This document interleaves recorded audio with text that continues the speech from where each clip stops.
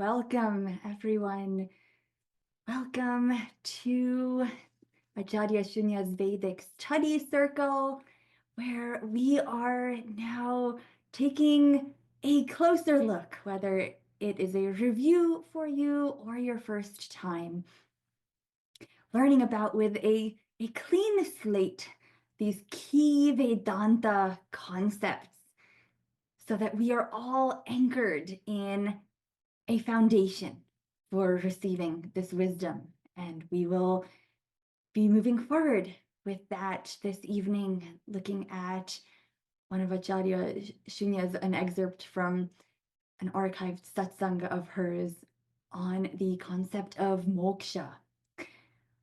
But first, as we settle in, we will chant our opening prayers, which express our salutations to, our reverence for, our gratitude to this unbroken chain, this lineage that begins with the divine and continues through many, many teachers who gave these sacred texts, and to our teachers in the present, Shanti Prakash Acharya or Bade Baba, Ayodhyanath Acharya, whom we refer to as Baba, and of course Shunyacharya or Acharya Shunya, our dear teacher in the present.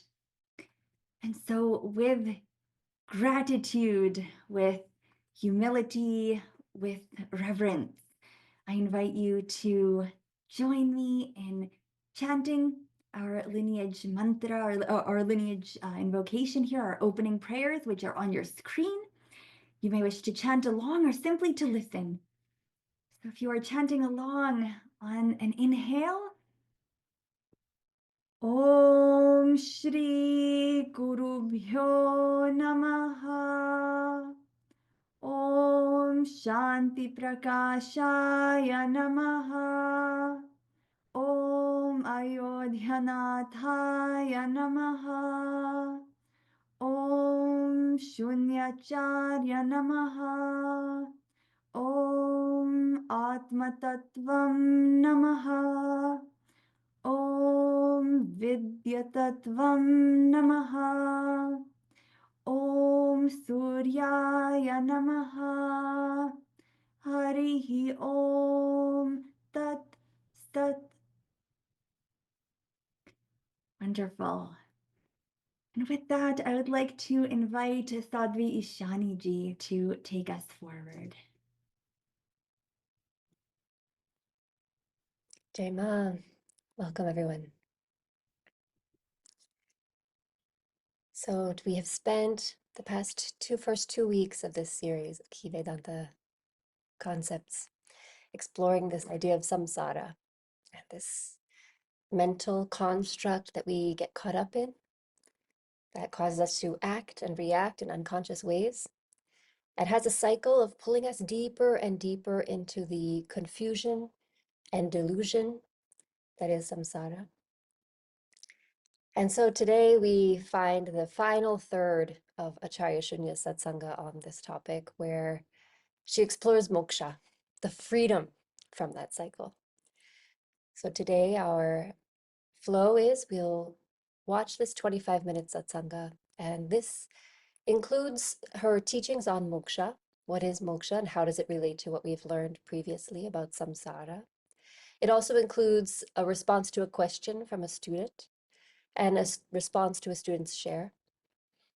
So you'll find in these dialogues and her responses, we get a further deepening of our understanding and some other facets. So that is what you will encounter in this next 25 minutes. Then, as we did last week, we'll again have 5 minutes of silent contemplation. And the structure for that is, as soon as the satsanga ends, I'll invite us to be in silence together. So that means you will keep quiet the things around you, phones, alarms, opening and closing doors. Create as much silence as you can around. You can unmute yourself. In that silence that we're sharing, we'll go deeply within and just allow everything we hear from the satsanga and the responses to filter through our awareness and to echo inside. And in those 5 minutes, we just simply observe the change in our inner landscape, the change in our texture within that wisdom transmission has on us. And in that process, we will just simply be present with what we have heard. And this is Vedantic mananam, of being present with what we've heard. I encourage you to not write, not draw, not try to capture in sentences everything you experience. Just allow it to reverberate within. I'll let you know when there's a minute or 30 seconds left in our 5-minute interval. And at that time, maybe you can kind of pull in some of the threads of what you've been experiencing in that mananam practice. Maybe put it into some kind of words or find what landed for you in that mananam. And then we'll have an opportunity to hear from each other. So this kind of sharing automatically, because it's preceded by listening and contemplating, automatically what we share, what we ask, has a bit more clarity. And that means that what we experience from each other gives us more clarity. And our questions are able to be answered more clearly. So that is our process today. So I would like to ask that we begin our satsanga video. Thank you. Is to burst this samsara bubble moment to moment. Moment to moment. And when we burst it, what really is left then is a very different kind of mind. So mind plus world is One samsara. moment. Devi, But I think this mind is the alone, video 2. We're looking for video 3. Do you have that with you? All right, thank you. Sorry, Sadhvi Ishani, just give me Not a at minute all. to Not get at that. all. Right.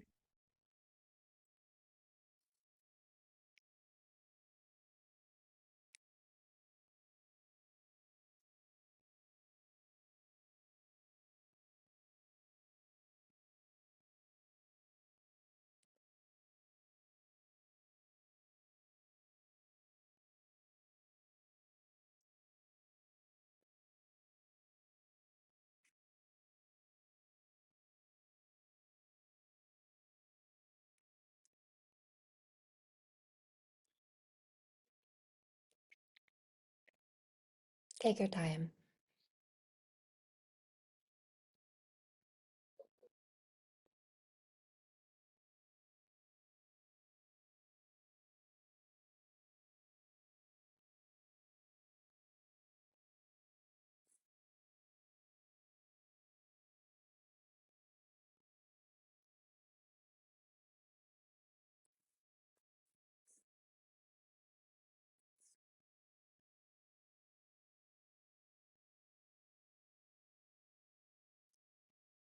If you'd like to share, I also have it on this system. Would that be helpful? If you, yes, because I did download it this evening. I Sure. think there is an Yes, error at my end. I have it as well, Sadhvi Ishani ji, if you'd like. I was pulling it Okay. up right before this, so if you'll give me just one moment, Sure. we'll begin. Thank you so much. We are bursting our moksha moments right now of expectations that everything comes at the right moment.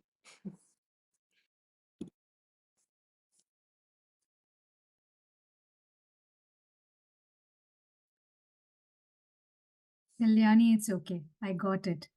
My apologies for this delay. I will just get it on the screen right away. And Shweta, I see your question here about this not writing down. You're welcome to take notes during the satsanga. We'll have a silent 5-minute contemplation after the satsanga. At that time, try to resist writing down and just allow yourself to receive from within what insight landed with you. Yeah, that's the clarification there. All right. Thank you, Suchita. So therefore, what is moksha then? What is moksha? Moksha literally is the Sanskrit word which Buddhists use the word nirvana, and yoga uses the word samadhi. It's definitely a close, it's a similar word, a supreme state, but in Vedanta it has a very different meaning, and it has two meanings. One is, as you mentioned, a freedom from the bondage of repeated birth and death, which is known as mukti. Also. So moksha has two meanings, but our immediate meaning right now is freedom from samsara is moksha. So tell me, how many moksha moments can you have in a day? So Gita, when you're caught up in samsara and you're driving your car to your work, and your work is a stimulus, an object that, creates a subjective, samsara to get acted up, you can just notice it and say, oh, but that's samsara. And then you can breathe deep. Can that happen to you? Do these things happen to you? Those are moksha moments. And these moksha moments then is a moment of separating away from the samsara, breathing, starting again. So with this, I'd like to end here. And what's the time? So I'll just complete the slide I had. Here. Can you look at this? Look from below up. Do you see that? It's really just a review of what I taught you. Ragaha is unconscious attachment, dvesha is unconscious aversion. It's unconscious.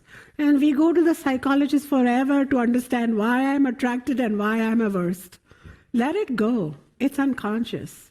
Our goal is not to try and understand it. Our goal is to transcend it. Somebody may be attracted to Shreyas, somebody may be averse to Shreyas. Shreyas is just a neutral object. So you cultivate sattva, and then you might find that it's only you who came up as the person you are repelled. It's a big game going on. It's a magic show, which is known as Leela. That leads to shoka, or suffering, grief, great sorrow, even due to loss or even perceived loss, the threat of loss, constantly. So we are constantly in shoka. And then krodha.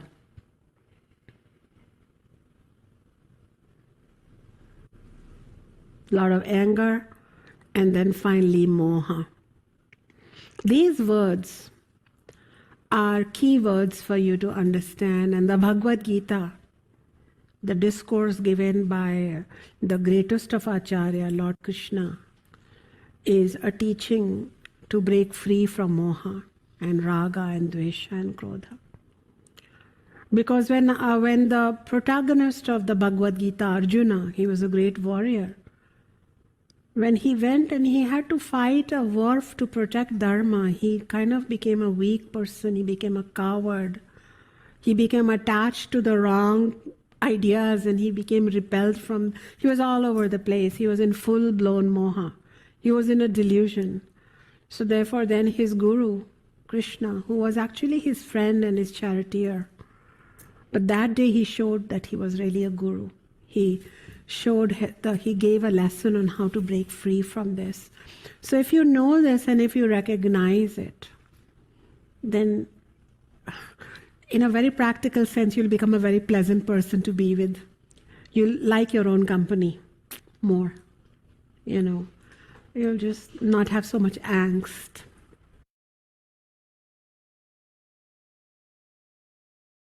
First point Krishna says is, first you, each one of you, including I, when I was a student of my Baba, I have to discover the problem of samsara, which means it's not the world, it's me. It's not he, she, or them, it is still me. The buck stops with me. Literally. So that's like, first you have to discover that I am causing, even if things are going okay with me, I'm causing problems to myself. And if things are outside not going okay with me, I'm adding fuel to my samsara. See, the world is against me, God is against me, destiny is against me, so and so is against me. So one is discover the problem And then, hopefully, after this, after your contemplation, you have this burning desire to broom away samsara. You don't want to have this construct of ideas, and you want to live, as Eckhart Tolle says, in the power of now. What is he saying? He's saying in the now, there is no samsara, as he says, the pain body. He has also studied Bhagavad Gita. He has also studied Vedanta. He acknowledges it. He says it so beautifully. When you read his book, you feel it, that he lives that. Right? What is that power of now? What is that? That now, in that moment, you are purely in your sattvic crystal state and you can get blessings from your own spiritual being. So you want to have a burning desire. It's not like occasional desire. It's like a real desire. So when you walk out from today, when you start suffering, you will first say, wait, do I need to bring out a vacuum here? Do I need to say stop? Like stop.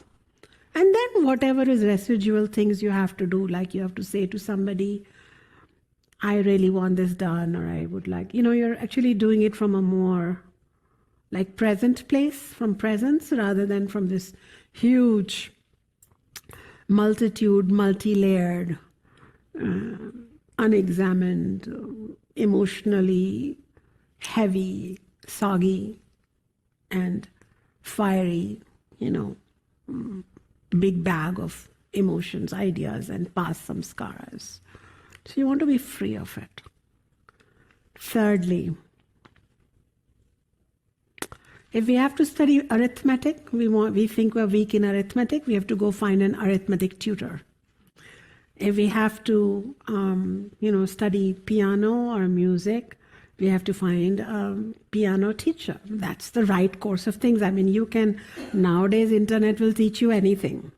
But if you really want to go deep in something, right, even after we have taught ourselves something, then we go, I think I'm ready to find a mentor. Don't we do that? That's like natural. I saw in the mongoose family also that the little young ones, when they can start walking, it's really beautiful. It's like a gurukul, right? A mongoose gurukul, going through Africa. So the young adults in that mongoose kula, they each one adult pairs up with a young baby, because the babies are running everywhere, and one adult kind of shows them the ropes. And then they get tired and then they go suckle their mother. Then they go, learn the ropes from their cousin, older cousin. So it's really beautiful. You learn how to hunt, how to be a mongoose, how to, live and not get eaten, or how to run from rock to rock. So I've been really observing them and seeing how nature has inbuilt into us a need to have a mentor. Now here we want to learn this intricate art of freeing ourselves from the samsara that Rajas and Tamas has built upon us. And we are told not to have shame because it's the human condition. And who we call the teacher is a person who has broomed it away or has it in a very manageable, putty-like capacity, So we go to such a teacher. And therefore even Charak Samhita, an Ayurvedic text, talks about, I've taught you that shloka of going to satsang with a teacher. And so we have this whole tradition of then going to a teacher. Now, and further, not trying to sort it out independently. So whether you go to a psychologist, which is remarkably helpful for a lot of people, until they can find spiritual teaching, even being looked at somebody non-judgmentally from outside, you really helps. But then ultimately, the tradition says, don't try to work it on your own. So don't take help. And to take help is the tradition. So Baba took help of Bade Baba. I took help of Baba. It's take help. And finally, they say that when you go to that person, you surrender. And what does that mean? So when you're going to learn piano, and you may have learned it on your own on the internet, but go ahead and surrender for that 1 hour class to the teacher. Don't come with your preconceived ideas or even limitations. So surrender is really surrendering your buddhi or your learning capacity to your teacher. Of course, you would not go, as we've talked many times about qualifications of a teacher, examining the teacher, seeing the history of the teacher, talking to other students of the teacher to make sure that you're going to the right place. But once you are in the right place, you surrender, and typically you surrender for a period of time. Because you not only surrender in that class, but then you surrender your ego-based ideas or your samsaric ideas for that much period of time, so that you literally say to the teacher, please help me. I have this samsaric growth that's like really bearing me down. And not only is it stressing me out on a day-to-day basis, and not only is it like, affecting my health and immunity, not only is it causing stress and depression, but it's withholding me from experiencing my own spiritual divine potential. That's why I'm here. Not just to make you physically healthy, but emotionally and spiritually healthy. And spiritual enlightenment, which I hear is a goal, and it's possible. So then you stay with the teacher in the sense of you agree that so-and-so is a teacher. And we do that in secular fields, If we want to learn physics, we go to a physicist. We pretty much surrender what we know in our bachelor's to learn everything new in our master's, right? Whatever we learned in our master's, we learn all new stuff with our PhD guide. So we do a kind of surrender. But, just that Ayurveda or Vedic sciences use the word surrender because it comes from the surrender of the ego. Because that's our biggest weapon, is it not? Our resistance, our ego.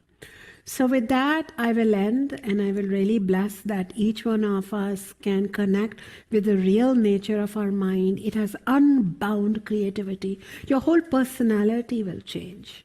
This same personality, this teacher of yours who was really living her astrological prediction of pushing away people and, many people, including, just all kinds of, buttons were being pressed. That same teacher's personality turned around. She brought all the people back into her life and more, and has a growing family of relationships professionally, personally, and worldwide. Why? Because at that point, because even the grahas or our planets or feng shui or even what is in Vedic feng shui? Vastu. It's not even real. All of that, only can affect your rajas and tamas. Right? It can only Vastu is a totally made up science. So, it can only affect rajas and tamas. It cannot affect once you have turned on sattva, you see. Because when you've turned on sattva, all the planets cooperate with you. Please get me. You're already aligned with Ishvara. All your cells are like dancing, and your health starts renewing. I mean, you won't jump out of your body and live for 200 years. You'll still be on earth, and you don't want to live 200 years, How many years can you eat khichdi? So try another dimension of existence, So, but you'll feel good. You'll feel the best you can. And you'll be so unbounded. So our first goal, because just beyond sattva is the self, but we don't have to open a new door for the self. We just have to get to sattva. And then sattva will self-open the doors, and you shall start experiencing spiritual oneness, conformity that there is God everywhere, and blessings and untold grace. And this is where the kshaya of karma, this is where karma ends. This is where even your enemy may come up to you with an old karmic pattern of wanting to hurt you, but instead probably just sneeze on you and leave. Really. No, really. Because now, kriyaman karma, I've taught this, in the future karmas cannot come to you once you've reached there. So what are we waiting for? What are we afraid of? My children, come. I have therefore bared myself to you. I'm not telling you that I was born with a spiritual spoon in my mouth. I was definitely born in a spiritual teacher's home, and for the longest time, I wished I was not that person. because it was a lot of pressure. But in case you feel pressure being around me, let it go, because I'm sharing with you my enlightened vulnerability. I'm writing a book on enlightened vulnerability. My human being is vulnerable. My being is vulnerable, but my self is enlightened. And I will not allow the vulnerabilities to build up a huge bag of samsara that I carry and weep and write and rave and rant with the setup. So I hope this helps you. I'm going to stop here.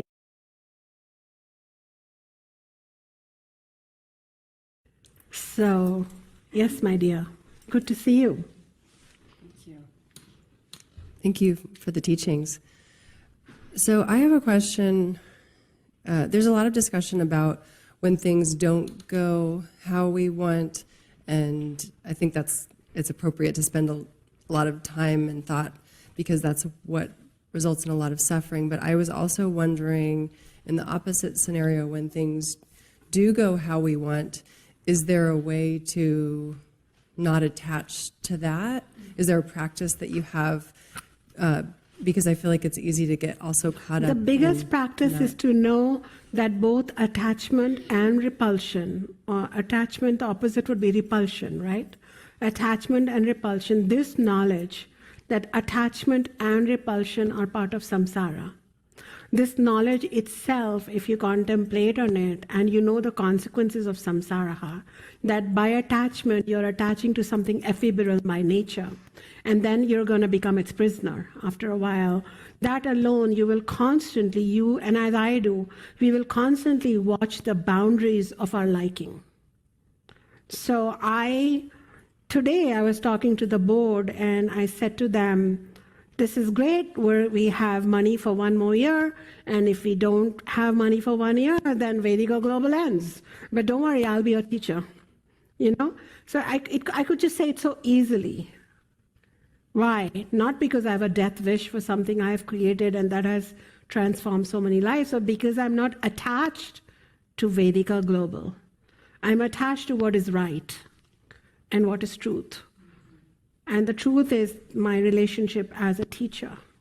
But a building, chairs, a physical website, an entity, it's great because we can reach out to so many people who wouldn't know about this beautiful,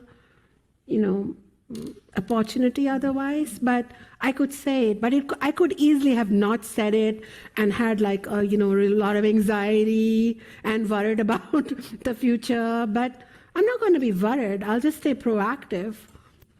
We have never shut down for the last 10 years. We'll probably not shut down, but at any moment I'm ready to say, okay, let it go. Similarly for students, when they are with me, I'm fully with them. The day they say, I think we'll leave, okay, leave. God be with you. Your inner God be with you. Because I'm constantly practicing that attachment is my biggest slippery slope when things are going good for me. So I do not get attached to students who are too sweet to me, and nor do I get affected by students who are not that sweet to me. I maintain my soul distance. It's a soft distance. It's not a cold distance, but it's a soul distance. So I'm glad you brought that up. The concept of samsara will spur off these teachings. And I already mentioned that when we get what we like is when we get weakest. And that is when we are being tested. And that is when we become like giggly and crazy and silly and lose all our power. Whenever this happens, this used to happen to me in the past, I would lose a lot of my spiritual power, intellectual power. I would lose my time because things are going well for me. I'm in Gaga land. And then all this attraction to everything. At this point now, I live more like karma is bringing things to me, taking things from me. There is a mathematics that's happening for my best because I am Ishvara's. I am the God. So it's all happening for its own reason. And I'm just going to enjoy my khichdi or enjoy the cherry blossoms or enjoy your presence here without saying, well, you came today, you didn't come next time. This is too much arithmetic for me to keep. Attraction requires too much arithmetic, too much data management. I'm not interested. So probably this discussion alone shall help you. There are no tools as such. The only tool is knowledge. This knowledge makes us examine that, do I want to become blind or unconscious when I get what I want? And do I want to behave in an unconscious manner when I don't get what I want?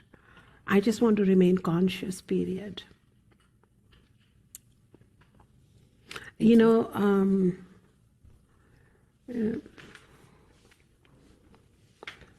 with my own son, even with things I grow in my garden, or my animals, my students, with everything, I'm constantly doing emotional hygiene. That my liking, I would like my student to be polite and have vinay, but it should not turn into ragaha.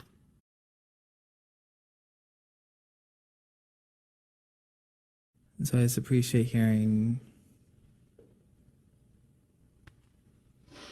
the call to be accountable for my own emotions and for my own interactions with the world. The call to be accountable for my own interactions with the objective world, for my own subjective interactions. Let them be conscious. There is only one ragaha that is permitted, and it is towards spiritual self-realization. And that is known as a mumukshu. When there is only one desire, the desire to now no longer be this bonded, suffering being under the purview of karma, but to totally be free of that karma. And that is not even called ragaha then that is called mumukshutvam, or it is known as a spiritual desire. So it does not put under ragaha. But even ragaha towards guru is not acceptable, And a guru who promotes that is, then what is the guru's ragaha here then, Any kind of ragaha. Some people say it's okay to be having a ragaha towards guru. No, it will lead to highly dysfunctional relationship.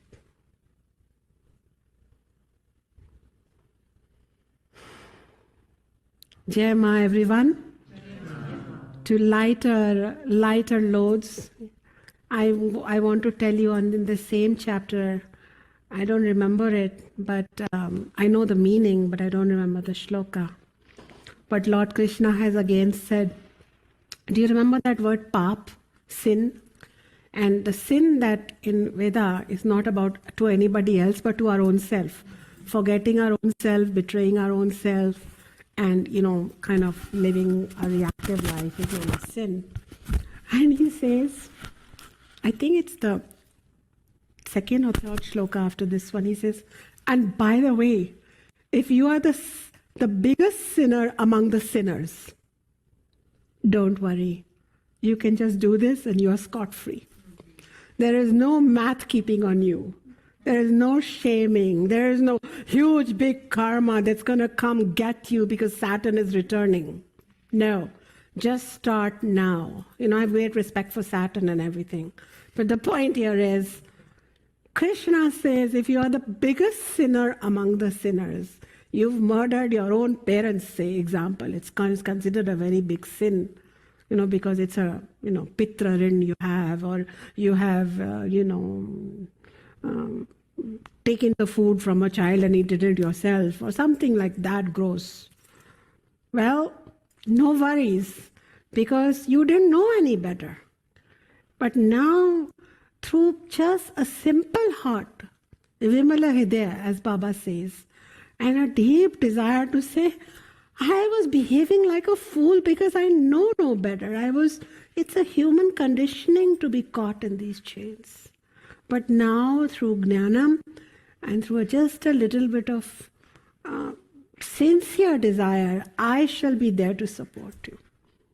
So Brahman, in any form you want, Jesus, Mother Mary, or Krishna, whichever way you want, shall come to you. We are not alone. We have just taken some god and locked it up in idol or in a temple or in a Jew temple or some book. But actually, God is everywhere.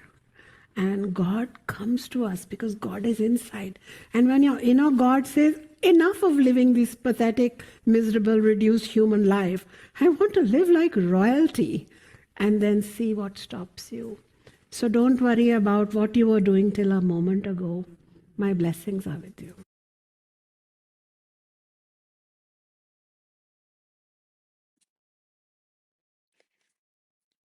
So now we have received these teachings, and we will spend now 5 minutes in silent contemplation. So I invite you, if your space allows, you can unmute yourself so we can feel the silence among us.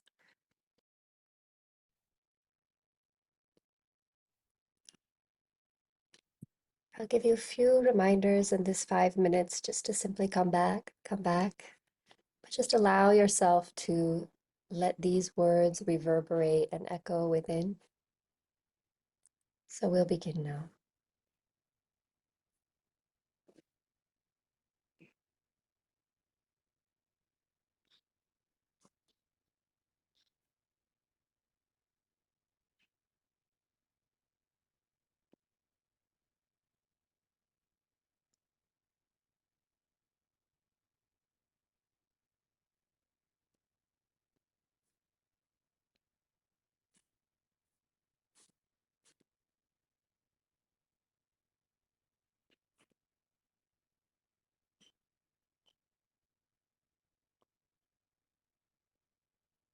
When the mind wanders, keep coming back to the question of what from what I just heard is echoing within me.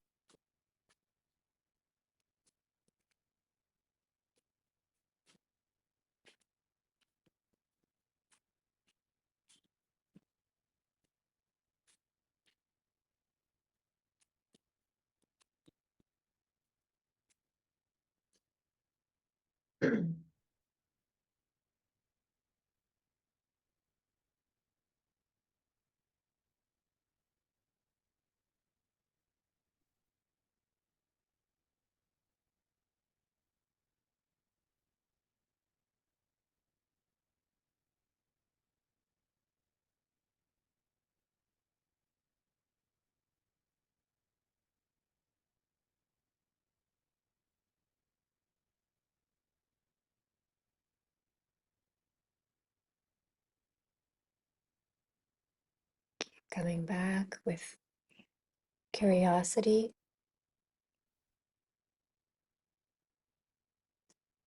What light does this turn on, these teachings within?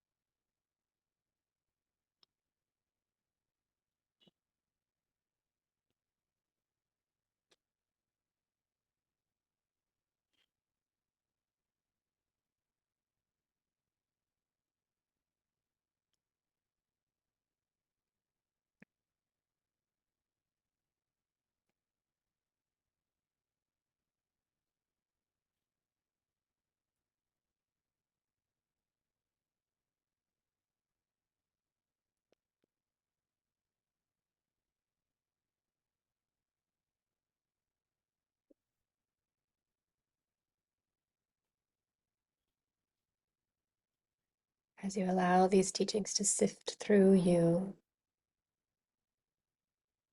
what is it you uniquely are meant to hear from this satsanga?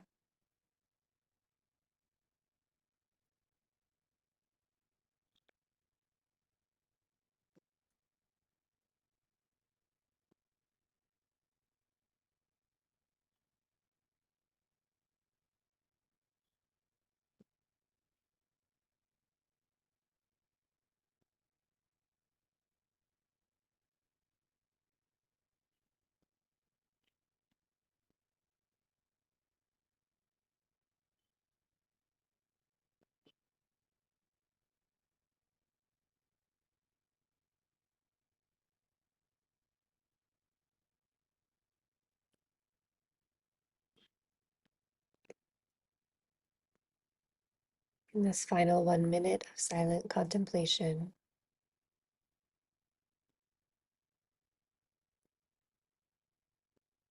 allow whatever has come up for you to land.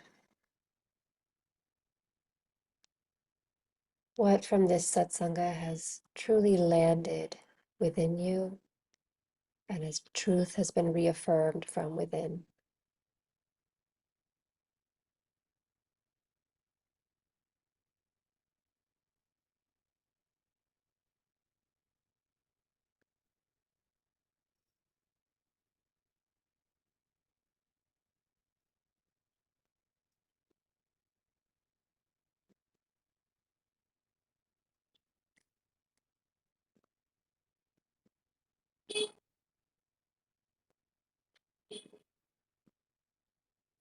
Gently begin to bring your awareness back from your physical body to your space.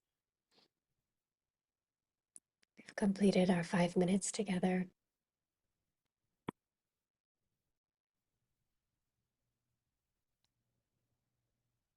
As we get ready to share, you can please remute yourselves. To be in silence together. That feels special.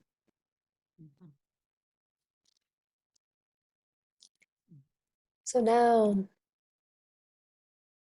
take a moment to collect your thoughts. Now, if there's a word or a sentence or an image that came to you, you're welcome to note that. If in that quiet space you kind of didn't really see or think anything, that's perfectly fine. But maybe there's a feeling, a sensation, or a level of ease that you're feeling now, just by being silent and contemplating on wisdom. So you can anchor that. As Acharya Shunya says, this practice of silent contemplation, whatever comes to us in that practice becomes our knowing. That becomes our knowingness. So this is the alchemy of turning what we heard into something that we know deeply. So I'm going to open the floor now. If there's something you would like to share, a reflection that came for you, you're welcome to raise your hand, ideally using the raise hand feature in Zoom. But if you're not able to, you can also raise your hand. I'll keep an eye for you.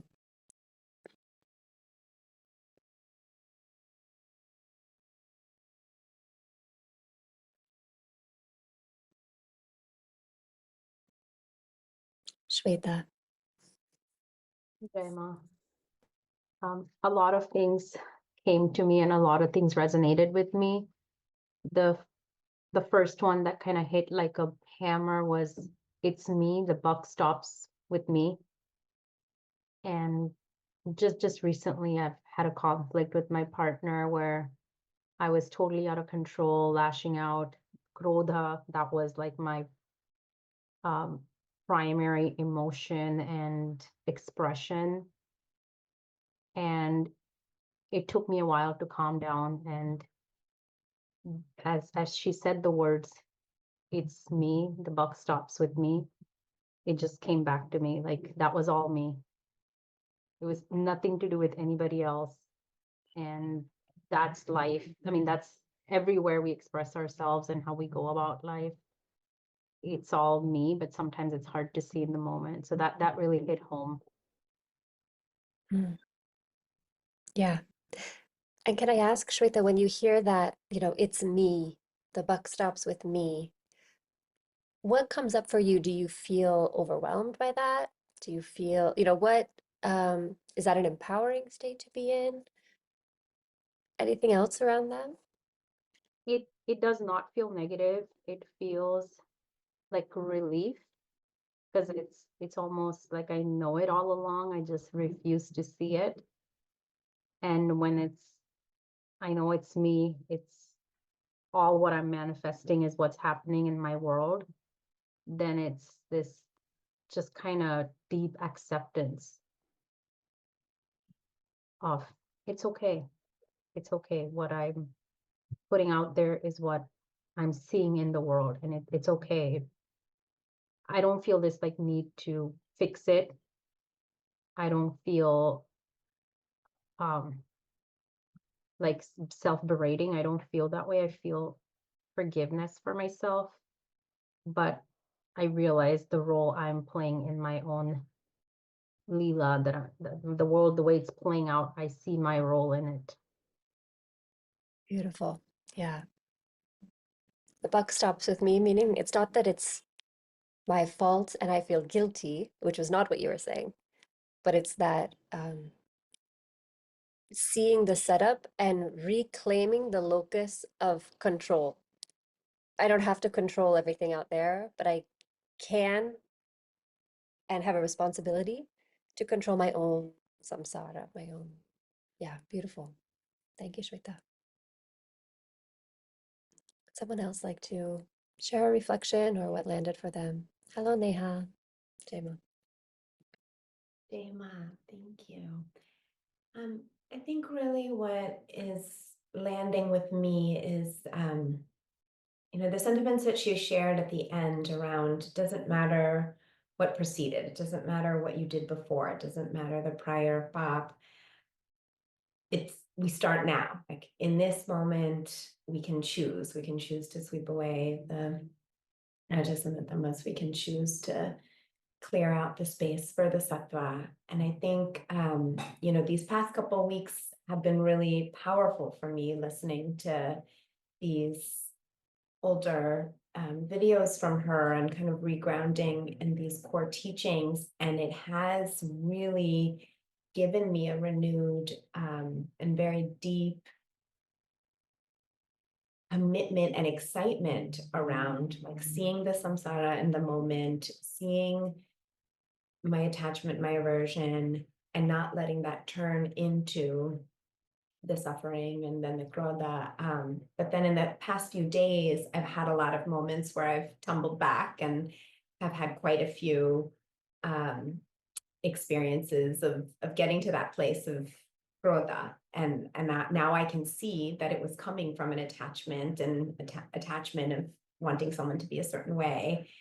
And it set me back a bit because I felt a lot of, honestly, even like guilt or shame around reverting into patterns that are historical patterns. And I think I felt a little disheartened that, although the past few weeks I have felt some like progress and awareness of samsara, of when my attachments are turning into krodha, it's been hard to fall back into those. And so I really appreciated her reminder at the end that it doesn't matter. Like what has preceded doesn't matter. We start now and we start again and we start again. And that feels very liberating for me. Beautiful. Yes. Every moment we start again. And it also, the more we stay awake to this process, even when we're noticing, I'm doing it again, I'm doing it again.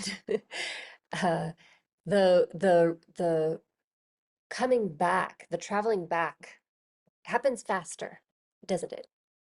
We snap back a little more quickly. Yeah. And she also describes very often that it is a gradual process. It's not like you hear it once and you're like, oh, great, now I've got samsara sorted. Okay, never to fall into that cycle ever again. She's shared many stories of how it was a gradual process for her. And the question she kept coming back to is, as I'm observing myself, is this strengthening my raga and dvesha, or is this setting me free? That constant housekeeping is there. I see James and then Swara. James. Yes, I just wanted to build onto what I think Parisa was saying, and about being present. And probably what comes up for me is that every experience that I have is for me. It's not for someone else. And this experience, whatever it is, has the potential of allowing me to learn something about myself, to evolve, to grow spiritually, and also probably as I go through the experience, once it's over, to leave the experience, not to be carrying it with me. And I think the Gita mentions somewhere about equanimity, the importance of equanimity, of just accepting what the result is, whether you consider it success or failure. But that, I think, that kind of has a potential of building a kind of spiritual power, because we come through every experience. If we look back at our life, I mean, I've had a lot of different things in my life, but I'm still here. So I can say, okay, I might have made a lot of blunders in life, but I've actually had a lot of victories, and I'm actually here now, and I'm enjoying this path. And I think it was Henry Nouwen who, in one of his books, said that hell is not what we hear, that it's this horrible place. Hell is actually losing sight of yourself. And I think for me, it's this constant reminder, okay, you might make a mistake, maybe things didn't turn out, but I'm still this kind of spiritual being that is alive and aware and alert and doing the best that I can, with a kind of overall guide of, everything that I do. I'd like it to be uplifting, and if it's not uplifting, then I might be cautious and say, well, do I want to act? Because once we've acted, then it's bound. You're then bound by that action. So yeah, it was wonderful. Thank you. Yes. Thank you, James. You've given us a window into what it looks like to take on this inquiry, take on this constant experimentation with a lot of curiosity, joy, lightness. Beautiful. Thank you for sharing that. Yes. Swara.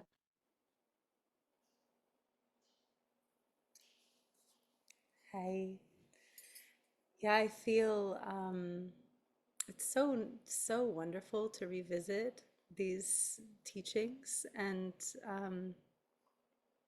what it brings up for me is one of the things that Shunyaji said was about the way that she holds this sort of soft boundary, this soulful boundary, and that felt very tangible to me. I could feel part of it's just being in her presence, but just feeling what that feels like, and using that as a roadmap to understand, that there are tangible ways that we can internalize these teachings and move in the world with these teachings. And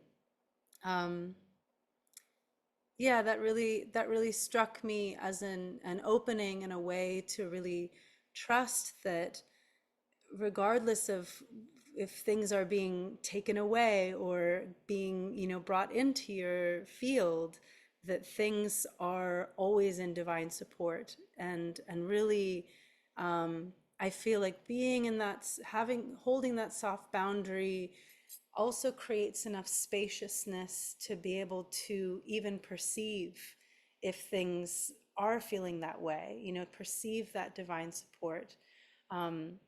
So it was just such a beautiful reminder to be in the self-inquiry, in the self-responsibility, in the self-empowerment, to know, to really be doing like she talks about the daily hygiene of, like you were just speaking of as well, Ishani, the daily hygiene of checking in about, how are samsara, is samsara forming here? How is it forming? Is there something that I can do here to be a little more empowered about my choices in this moment, and even with the people in my life that I love, with the people in my life that I feel attachment to.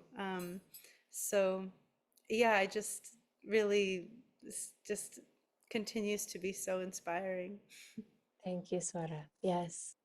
Yeah, creating that, she used that word soul distance, a soft distance between the things that are challenging us and also between the things that are pleasurable, wonderful, what we want, but could be a source of attachment as well. So that space, where the self is dwelling before our attachments and aversions. Yeah.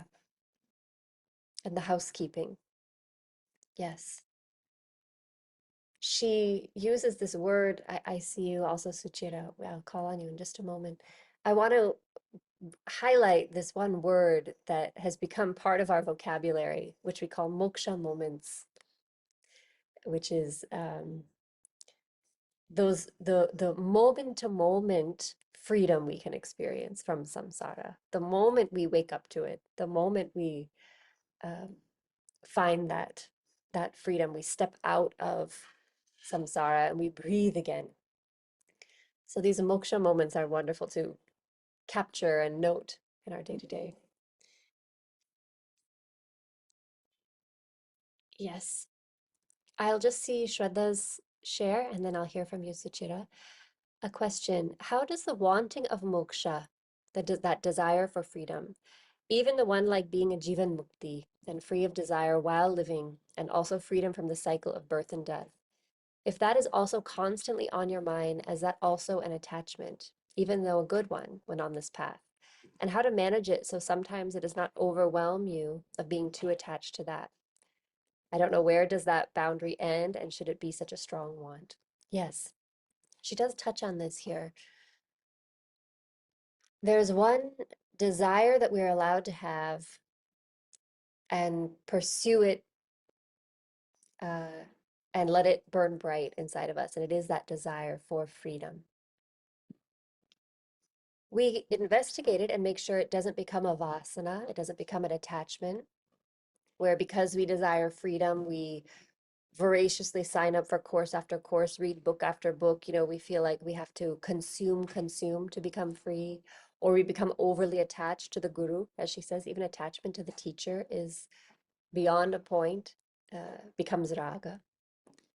So we don't get so upset when we're far away, when for some reason we have to not be so close with the teacher. We crave their attention. We have a spaciousness there. But the desire for freedom is different. It's not a raga. It's a deep soul knowing that I want to be free of this samsara. And so it does not become a raga like this. And in fact, as she mentioned, there are those parts of the Bhagavad Gita which she described, which were the recommendations. And one of them is to discover this problem of samsara, that we have this problem of samsara, and we become possessed by a sincere longing for freedom. And that longing comes when we fundamentally understand that the solution to my suffering, the relief that I'm seeking, is not out there. It's ending this mental trap that I've been caught in and that I'm feeding day after day after day.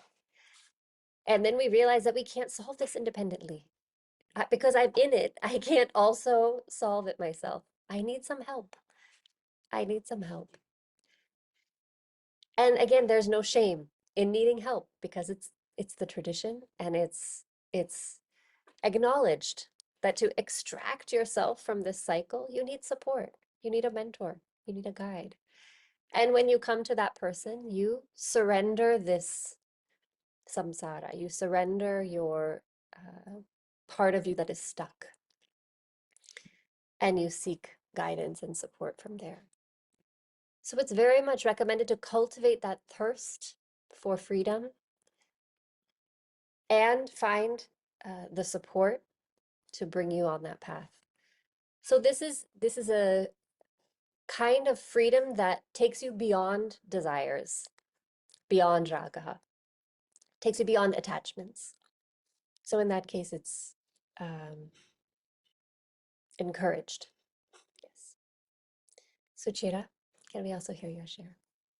Thank you, Shamiji. I wanted to build on Shraddha's comment actually in the chat. And what touched me the most about the satsanga was the interaction that Shunyaji had with the student who asked about, how do you manage your attachment when it's a good experience in life, because we tend to get more attached to that more than sometimes what we are aversive towards, actually. I don't know if there's a question here, but I'm going to put it out there. Often when I listen to the satsangas, it's here, like at the intellectual level, it's sinking. I'm thinking about it, and I live in my head. That's the way I see myself. So often I'm processing it here. But when it has to go below that level, to the more deeper level, I often find two separate voices that stand up for me. And I think that both are voices of my ego. So there's one part which is very resistant to that information. And then there is another part which is wanting to take it, but now it has become more like, I'm going to prove that I can do this. Right? Like, so that is also somewhere an ego reaction. Like when I think about it and contemplate on it. And I wonder that, what's the path ahead in this? Like, what's the way you reconcile this? Because that's the reality and that's the constant fight in my own space, but I can't find the way beyond that sometimes. So I think that's the question, like for me. Yeah. Does anyone else feel that when they bring this in, there is a subtle resistance comes somewhere sometimes? Or either a resistance and a pushing it away, or a desire to take it to an extreme, or like dive in and master it or something. I don't know if these are the words you would use, Suchira, but I can imagine these things. So that desire to push it, to master it, to prove to our own ego and the ego of others that we can do it. I'm maybe taking an extreme of what you're saying, Suchira, but that's that rajas tendency in the mind. The instinct, the pressure. Sometimes it comes as a pressure of time. My life is only so short, so I have to quickly learn these things and do these things. So that speed, that pressure to achieve and master it, that's a rajas tinged quality.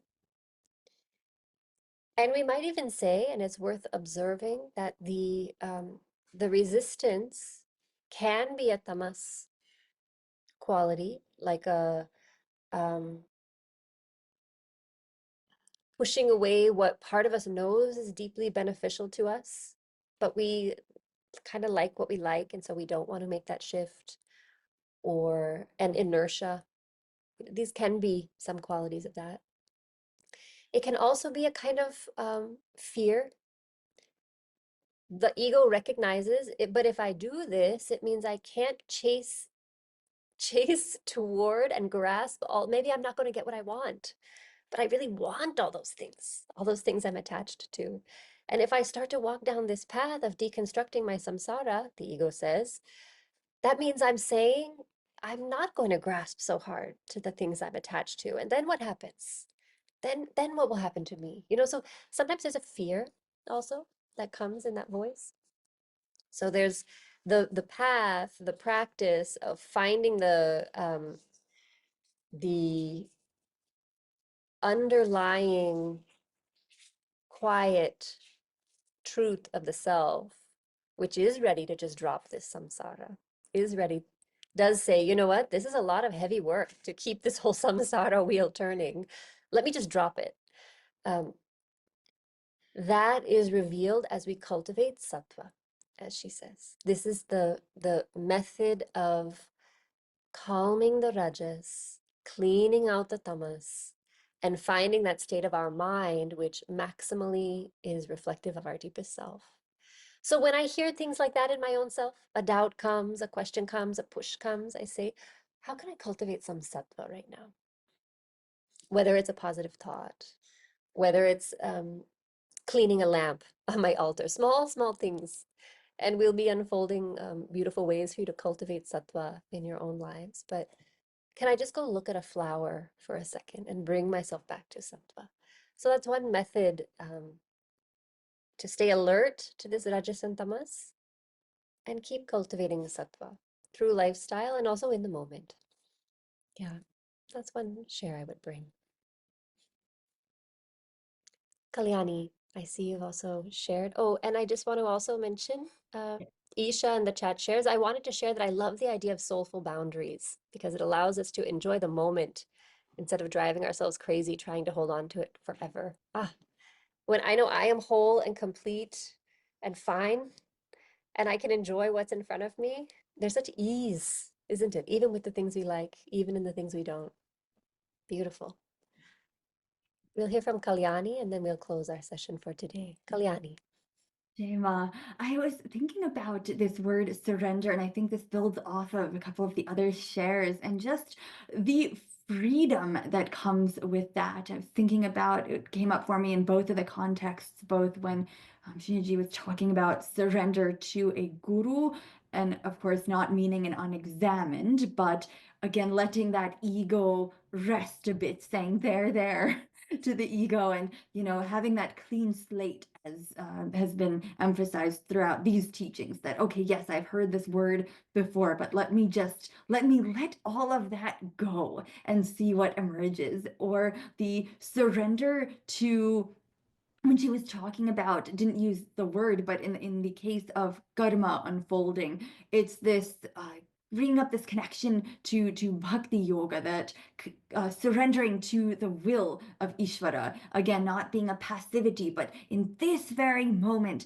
what is happening is what is for my evolution, whether it is good, bad, ugly, lovely. This is what Ishvara has unfolded in my life. And when I just accept that and surrender to it, or even if it's some kind of a problem that something that I don't know the solution to and such, when I have this thought, when I remember to do it, and that is part of the sadhana and the contemplating the mananam, and just remembering, right, to have this integration of remembering to surrender, that there is that support.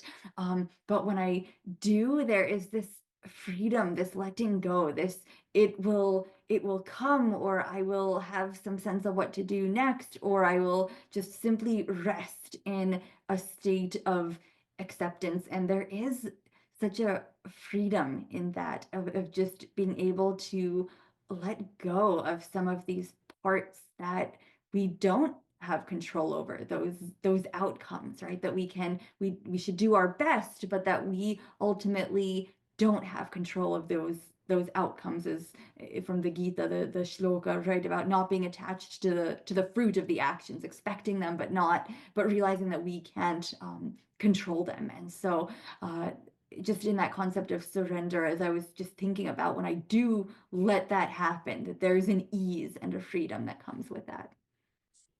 Beautiful. Yes, the ease and freedom of surrender. Yes, thank you. Our final share here, Rochelle in the chat shares, on another occasion, Acharya Shunya mentioned that even seeking moksha is propelled by the ego, this pursuit of self-realization. How do you reconcile this and surpass it? I think you were saying to resort to sattvic choices. Is that what we're pointing to? Thank you, Rochelle, for bringing in this subtle clarification here. So the pursuit of moksha, what we're being reminded of here is that the samsara is a construction, and the self, our true self, is ever present, is ever present. So yes, when we talk about the pursuit of moksha, there's really nothing to pursue, because if we surrender and just drop it, we'll see our own shining face in our own, reflected in our own mind. We'll experience our own deepest self. So when she cautions against the pursuit of moksha and the ego-driven pursuit of moksha, in this context, we can say harboring a desire for moksha and orienting ourselves toward the goal of moksha helps us as we're cleaning out our samsara.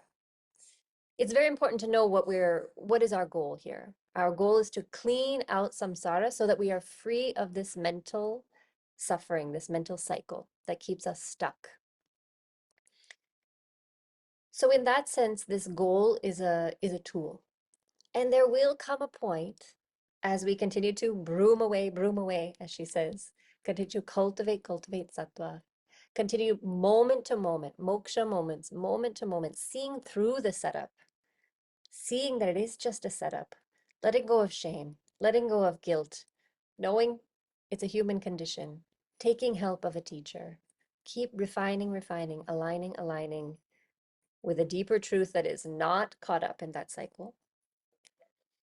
As we continue to do that, we do reach a point where the pursuit is now no longer required. We transcend even the pursuit of moksha because we finally come to that state where we recognize it as it is, as it always was, as it always will be inside of ourselves.